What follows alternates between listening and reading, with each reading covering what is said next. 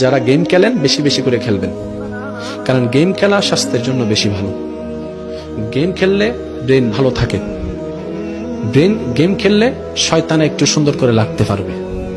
Game খেললে মারামারি করার সুযোগ পাবেন, সেজন্য গেম ভালো করে খেলবেন। আর যারা আল্লাহর পথে আসতে চান তারা বাদ দেওয়ার চেষ্টা করবেন। বুঝাতে পারিনি মনে কথাটা? আমি হ্যাঁ বলেছি, ঠিক আছে, গেম খেলেন, খেলবেন না কেন? এই বয়সে না খেলে কি বুড়ো বয়সে খেলবেন নাকি? কিন্তু গেমে যেন আপনাকে না খেলে। বুঝেন না আমার কথা?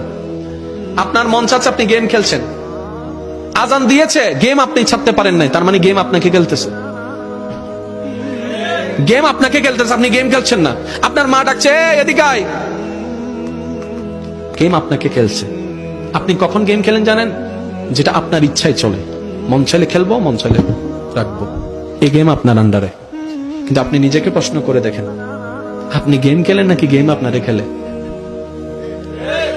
যদি গেম আপনাকে খেলে তাহলে দেন সব, জোরে বলেন না, সব এমবিও টিয়াও সব শেষ।